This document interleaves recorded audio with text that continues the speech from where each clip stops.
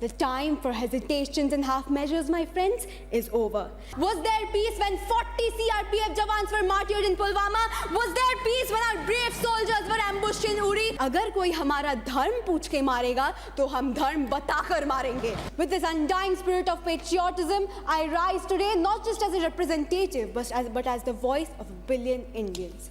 A nation whose heart bleeds for its martyrs, whose soul demands justice, and whose resolve remains unshaken.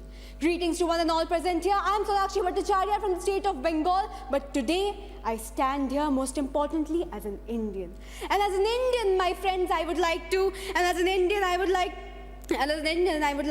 ask for a firm and uncompromising stance against cross-border terrorism. The time for hesitations and half measures, my friends, is over.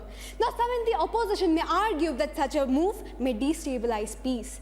But to them, I would like to ask, was there peace when 40 CRPF jawans were martyred in Pulwama? Was there peace when our brave soldiers were ambushed in Uri? Was there peace when our air base was attacked in Pathankot? Silence, my friends, is not diplomacy, and appeasement is not strategy. When terror is exported across the border as state policy, the only response must be strength. Under this very government, our border security forces are stronger, sharper, and more technologically equipped than ever before.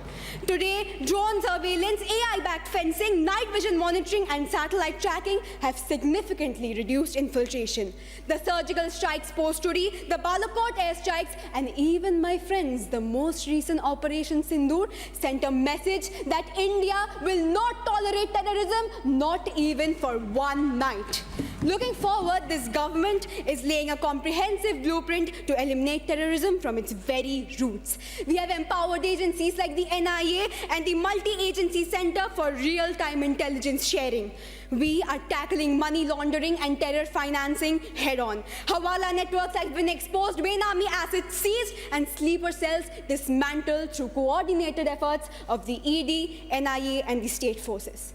Now, my friends, let us not forget that every single government of India has been facing the dark shadow of terrorism since independence. But the difference today lies in the clarity of intent to move from response to retaliation, from defense to deterrence. But again, I must remind you that this fight isn't just the government's. It is of India's. We need internal unity, we need collective political will, and we need to rise above the partition lines and stand with our armed forces and institutions without ambiguity as one nation. So I ask this House, will we let the pain of our martyrs go in vain? Will we keep waiting for another attack to wake up? Or will we act now boldly and decisively as one nation? India, my friends, has wept enough. India has condemned enough, and now is the time to wake up. Now is the time to act boldly and decisively and to honor our 1994 resolution and end cross-border terrorism. We must let the world know that India will fight, India will rise, and India will prevail.